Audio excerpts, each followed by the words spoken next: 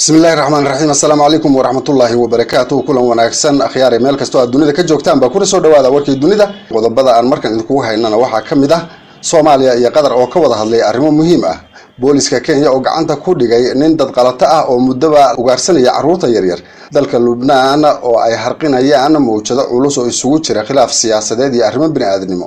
iyo booliska Ingiriiska oo xabsiga u taxaabay muwaadiniin u dhashay dalkiisa oo lagu eedeeyay cunsuriyad iyo midabta koor ay kula kaceen qaar ka tirsan xulka kubadda cagta ee dalkaasi qodobadaas iyo wixii soo korreeyay intaan war ku jirno ayaan idin soo gudbin doonaa u diyaar garooba warka oo dhan dowladda federaalka ee Soomaaliya iyo dalka Qatar ayaa ka wada hadlay arrimo muhiim ah oo ku saabsan xiriirka iyo iskaashiga labada dowladood iyo shucuubtooda wakaaladda wararka qaranka Soomaaliya ee Sona ayaa shaacisay in ra'iisul wasaaraha Soomaaliya mudane Maxamed Xuseen Roble iyo dhigiisa dalka Qatar Sheekh Khalid bin Khalifa bin Abdul Aziz Al Thani oo ku wada hadlay qadka telefoonka ay ka wada hadleen arrimahaasi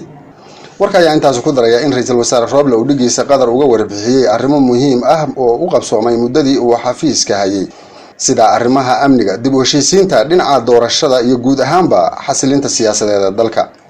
waxa kale uu sheegay in Soomaaliya ay gashay waji siyaasadeed oo ka wanaagsan midkii dalka ka jiray inta uu san noqon ra'iisul wasaaraha Soomaaliya dhawaana ay dalka ka qabsoomi doonaan doorashooyin heshiis lagu yahay sida ay u dhacayaan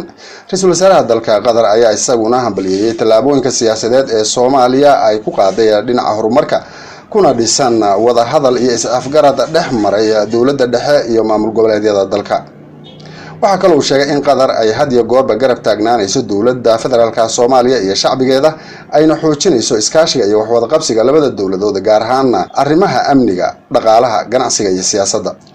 wada hadalka labada ra'iisul wasaare ayaa u muuqda mid kor u qaadaya iskaashiga labada dal oo horeyba uga dhaxeeyay xiriir wanaagsan oo taariikhi ah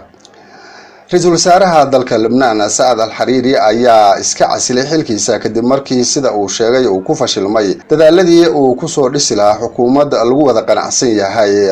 Hariri ayaa ku dhawaaqay go'aankiisa kadib markii uu la kulmay madaxweynaha Lubnaan una sheegay in sinaba aysan u wada shaqayn karin loona baahan yahay in la badbaadiyo dalka Lubnaan oo sii galaya xasiloon darro siyaasadeed oo maalinta ka dambaysa ka sii daray Saad Al-Hariri oo 3 jeer oo hore ra'iisul wasaare ka soo noqday dalka Lubnaan ayaa waxa uu hogaaminayaa xisbiga Sunniyiinta ah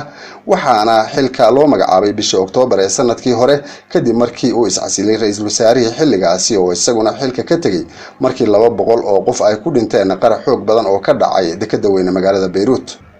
ra'iisul wasaaraha iscasilay iyo sidoo kale madaxweynaha ayaa waxa ka dhex aloosmay khilaaf xoog badan oo ka dhashay kala aragti duwanaanta ku aadan xubnaha loo magacaabayo inay ka mid noqdaan xukuumadda cusub ee dalkaasi taasina waxa ay ragaadisay in ra'iisul wasaaruhu helo kalsooni uu ku soo dhiso xukuumadda laga sugayo dowladaha Mareykanka iyo Faransiiska ayaa aad u dhaliilay xaaladda siyaasadeed ee Lubnaan waxaana ku sababayeen in ay sababayso karti darro ka timid siyaasiyiinta iyo hogaamiyaasha dalkaasi qalaasaha siyaasadeed ee Lubnaan oo indhawaalaba soo taagnaa ayaa durba waxa uu sababay burbur dhaqaale sicir barar shaqo la'aan iyo niyad jab ku dhacay shacbiga dalkaasi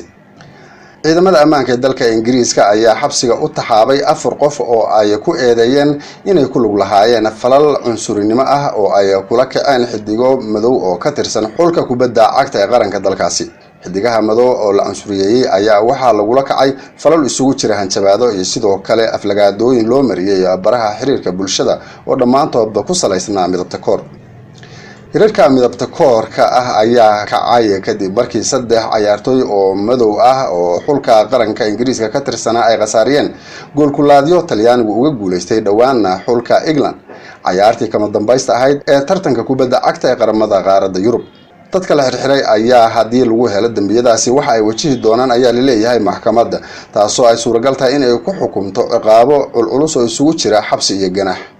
booliska dalka Kenya waxa ay gacanta ku dhigeen in lagu tuhunsan yahay in uu afduubtay dabadeedna dilay ugu yaraan 10 carruur ah oo la waayay marar kala duwan 4 sano ee la soo dhaafay warbixin hordhaca oo booliska uu ku daabacay bartiisa Twitter-ka ayaa lagu sheegay in eedeysanaha oo 20 sano jir ah uu qirtay falka lagu eedeynayo eedeysanaha waxaa la sheegay in uu ku waramay in uu afduubtay carruurta lagu tuhmayo dabeedna uu geystay kufsi iyo dil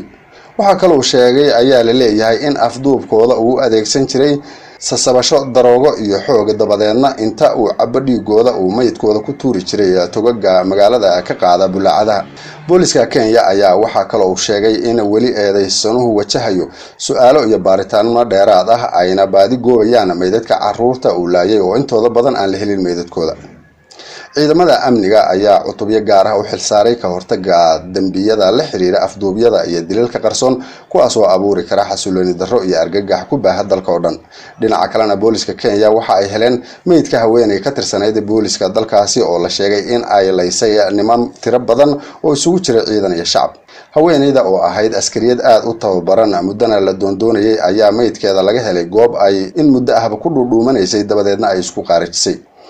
warkiina inta ayuu ku dhan yahay. intaan mar kale kulmayno nabadgelyo.